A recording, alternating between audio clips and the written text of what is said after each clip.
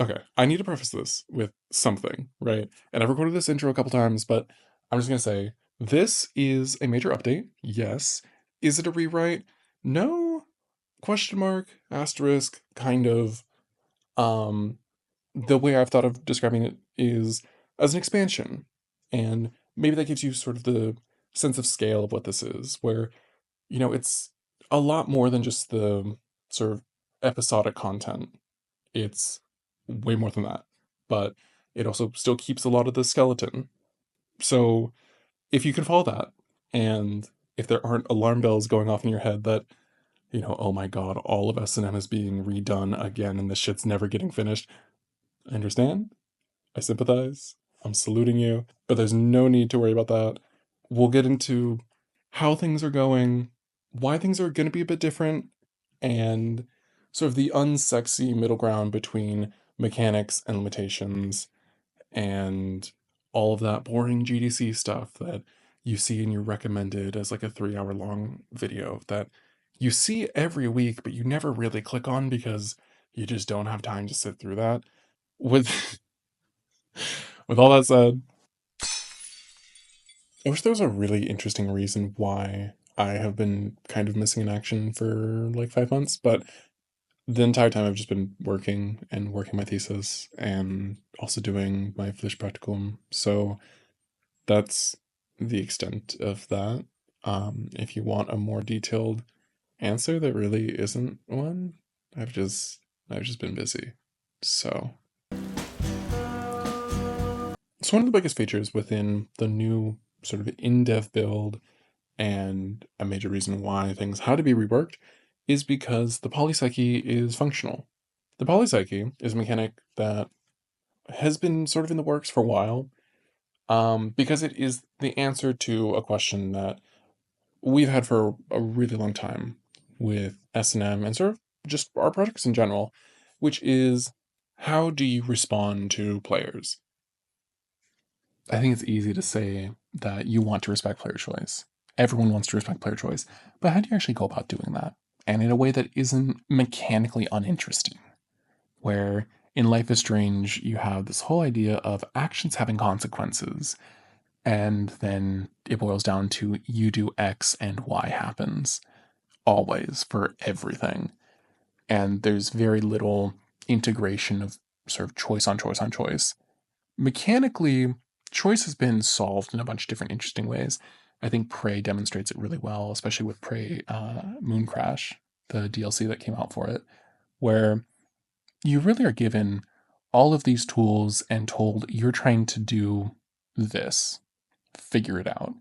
And it's not going to hold your hand. It's going to sort of open the gates and just allow you to run free to do whatever. And maybe you succeed, maybe you fail. And I think that approach to a narrative is daunting and sort of difficult to imagine, but also something very interesting just from a sort of narrative and mechanical standpoint. Where what does it mean if we approach a story in sort of this way, where you give the player the tools and you have sort of the skeleton that you want them to kind of follow, but what if you allow them to just run away from it? What if you allow them to not engage with the narrative whatsoever and sort of go on their own thing?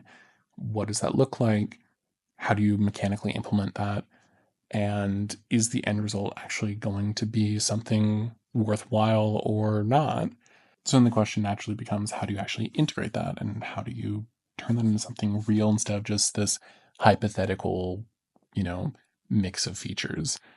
And that brings us naturally to sort of the solution that we've had or developed, or however you want to describe it. But it is a collection of different systems that are going to be sort of combined into one broader framework. So let's just look at it. Let's take a look at the ecosystem of mechanics. At the start of your playthrough, you'll have the choice to enable or disable archival mode. This determines the outlooks of the following key characters. With archival mode enabled, they'll always be guided by the same outlooks and desires, and usually follow the same alliances amongst themselves. With it disabled, all of that will be selected at random, allowing for unique routes otherwise unavailable. This directly impacts the summit, though it can also enable a handful of alternate routes earlier, depending on your choices. We'll assume archival mode is enabled while we go through the rest of these. Next up is the polypsyche, a mechanic which keeps track of all choices, big and small, and adjusts a baseline score. Each playthrough starts with a neutral polypsyche. The scores are as such. When presented with choices, each option then adds or subtracts from different scores. For example, let's take a recurring choice that we've already seen, interacting with Locogenio. Previously, each of the interactions with this thought functioned as yes or no, whether it was the first time you interacted with it or the 50th.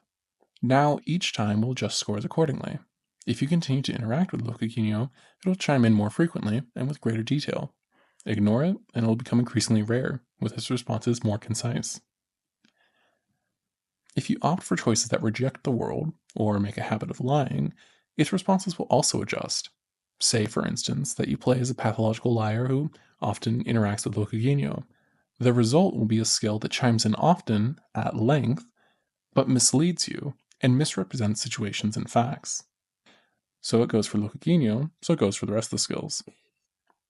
As you make your choices, the polypsyche will get a better idea of who you are and what you believe in, ensuring that characters dynamically interact with you in a way that suits your playthrough.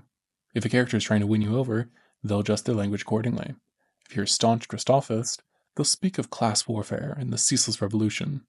If instead you've aligned yourself with monadism, they'll lean more heavily on ideas of free market solutions and decentralized corporatism. It's important that the game doesn't try to discredit whatever it is you're doing, though all positions are going to lead their natural conclusions. Side with the modernists, and you'll be led down a path of reactionary nationalism and hawkish politics that opens some doors but close countless others. The cast will react to your polypsyche, meaning that incompatible views of the world and the fate of the Occident will bar you from collaboration with individuals who hold opposing values. We also thought it was vital to not lock you into any one position or another, at least for a time. You have the choice to swing your polypsyche, within reason, though once you reach extremes, the game itself will stop offering you off-ramps. Choose to be a modernist too many times, and the ability to say or be anything else will steadily fade until you're locked in as one by the endgame.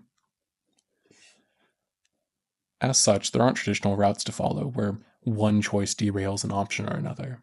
Instead, the culmination of your choices dictates where you'll land and how the cast will respond.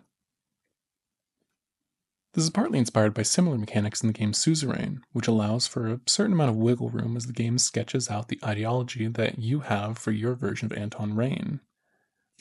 Though much like Suzerain, saying the wrong things to the wrong people will have consequences that you won't be able to easily get out of.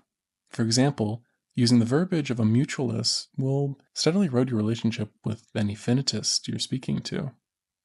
If you're calling for firing squads every chance you get, it's safe to say they won't trust you when the time comes to convince them to believe in your vision for the Occident. As you develop your polypsyche, other mechanics will respond accordingly. The world map starts at a neutral baseline, with the descriptions of nations steadily falling in line to whatever your version of Gen Z is likely to believe about them. A Christophist won't have kind words for Moeo, while an isolationist won't look favorably upon the internationalist project that is the Mandate. Alongside these are the new super events that feature directly lifted from Hearts of Iron 4's TNO, because I am, in fact, utterly shameless. Super events will fire when certain conditions are met or when specific story beats are reached. They each carry a unique illustration, quote, audio, and a little bit of dialogue to respond with. Here's the first super event you'll see and how it plays out.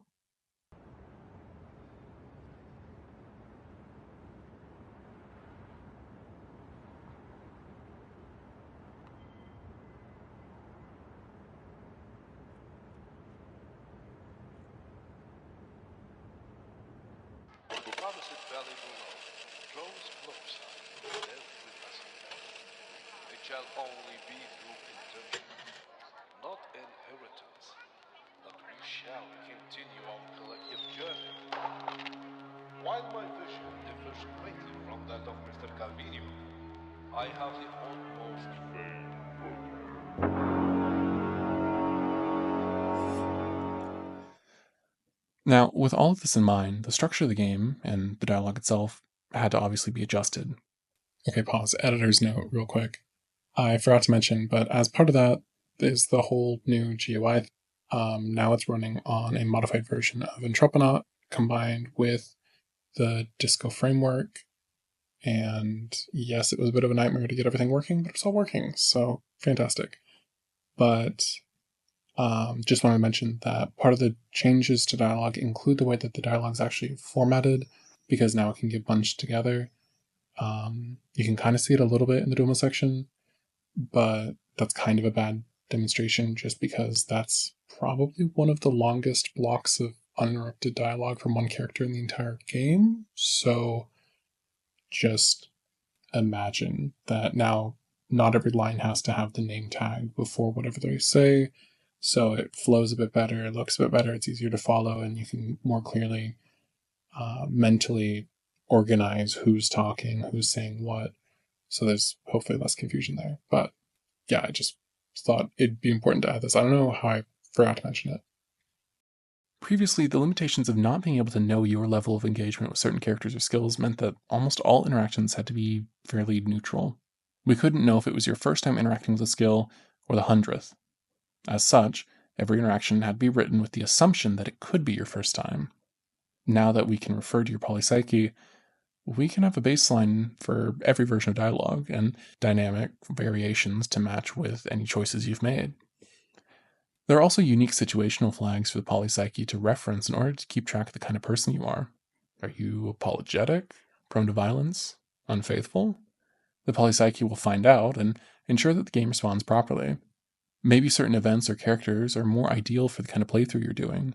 The polypsyche can then nudge you in their direction, while in other playthroughs they may not appear at all. Many of the interactions you'll have with other cast members will be informed by all of this. This meant we had to go back through and adjust a lot. With a focus on the mechanics and the potential for replayability, the organization of the story also had to be corrected. If you were to make it to the summit and then decide you'd like to redo something from a much earlier chapter, it would have originally meant that you'd have to go all the way back to the start and go through the same skeleton of the story before returning to your place. Now, the story instead begins in a new prologue, followed by a reworked first chapter. There's then a point of divergence between the different paths for the second chapter, as you will only be able to visit one of the evidence provinces due to the in-universe time constraints. Maybe you opt to go to Orflavo in your run, or maybe you want to spend some extra time in the autonomy, or even the capital, completely ignoring your task with the commission.